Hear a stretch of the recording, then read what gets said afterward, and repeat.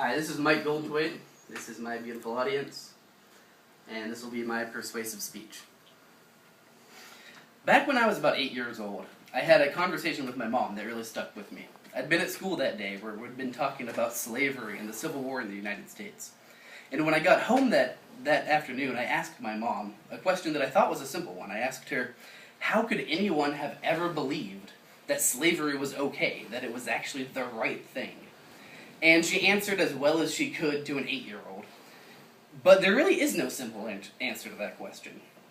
So anyway, we kept talking for a little bit longer, and we eventually got to the point in the conversation when I said, I wish I had been alive during times when slavery was considered to be acceptable, so that I could have been the one to stand up and say, no, this is wrong. Because to me, it's so obvious that slavery is wrong. And like I said, that conversation has stuck with me a little bit, and as I've grown older, more experienced, I've gained the understanding that today, slavery is obviously wrong to everyone, at least everyone in the United States. There are very, very few people who will stand up and say, no, I think we should go back to slavery. And the reason that is because our entire worldview, the way that we see and perceive our culture and the people around us, has changed dramatically. And the purpose of my speech today is to convince you, my audience, that there's another change in our worldview that needs to occur, and as soon as possible. It's my purpose to convince you that society's tendency to turn a blind eye to issues involving poverty today can be related to American society's historical tendency to turn a blind eye towards slavery. And other issues, such as, well, back not very long ago, it was considered a husband's Christian duty to beat his wife and children. And today, that's disgusting to me, it's disgusting to you. And it's my contention that at some point in the future, we'll look back on times today when so many of us had excess money, excess food, and so many of us also had too little food, too little money. And we'll say that those things, this condition that we live in today is just as disgusting. Now my main points today will first be, I'll talk about poverty itself and the problems it causes to the people that have to live with it. Then I'll move on to talking about how and why we can get rid of poverty. And I'll finally move on to how you can actually act today and tomorrow and for the rest of your life to bring about an end to poverty, at least in the United States. Now I'll start by looking at poverty itself. Poverty is an enormous issue around the world. There are millions, even billions of people who are affected by poverty every day. It affects their health, it affects their education, it affects their nourishment, their access to clean water, their access to shelter, all of the basic things that they need to survive, and even more, the basic things they need to flourish and to grow. So, and even in the United States, poverty is an enormous issue. According to the 2010 U.S. Census, there were the poverty rate in the United States was 15.1%. That's an enormous number of people. In fact, it's 46.2 million people in the United States who are living below the poverty line in 2010. Now, every indication is that these numbers have only grown in the past 2 or 3 years. That poverty is an even bigger issue in the United States today than it was in 2010. So it's really obvious that this is a big problem. And like I said before, poverty isn't just about food, it's about education. If a kid doesn't have enough food to eat, he can't focus in school. He can't gain the knowledge he needs to better himself and to improve his condition.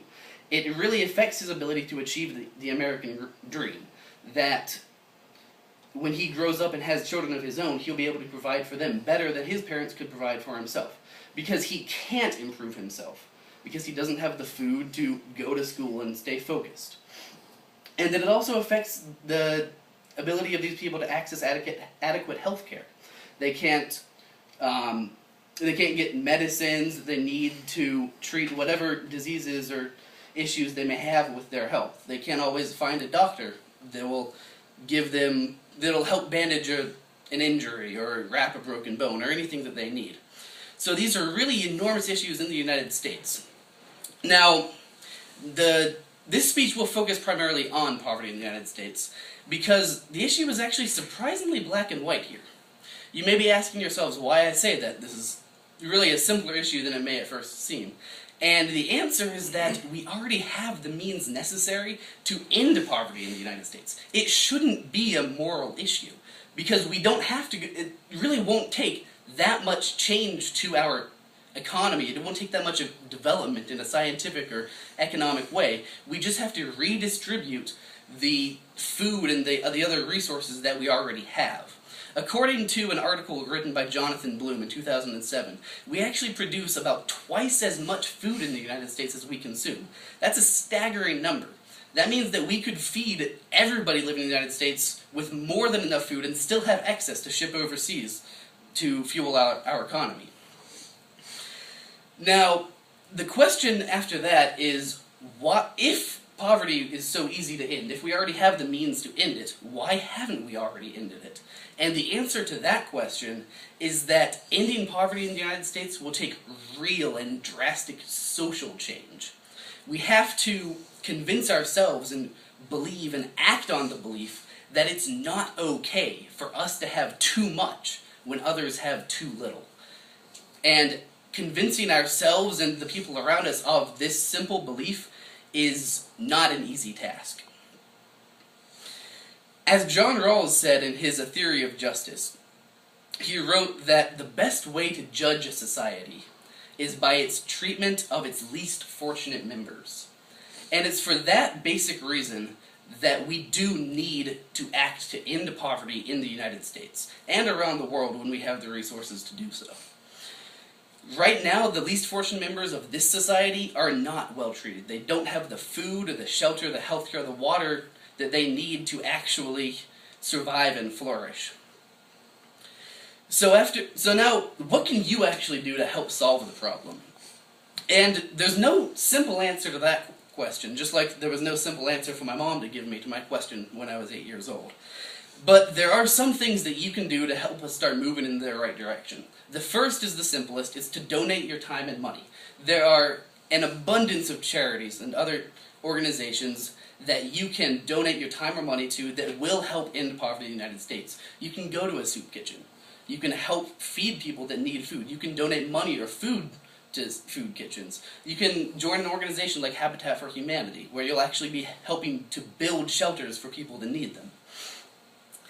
The second way you can help end poverty in the United States is more complex, but also ultimately it's more important. You must recognize that turning the blind eye towards poverty is wrong, and you must allow this recognition to color the way that you communicate with the people around you. Because it's not enough for just you to believe this. We have to change the way that people in our society view it in general. We have to change the attitude of our society towards poverty from one of apathy to one of action. We have to actually, in order to accomplish the drastic social changes that we need to move enormous amounts of wealth from people that don't need it to people who do need it, we have to actually convince people in our society as a whole that it's the right thing to do. And this is a very difficult but extremely important task that we have to accomplish. Thank you.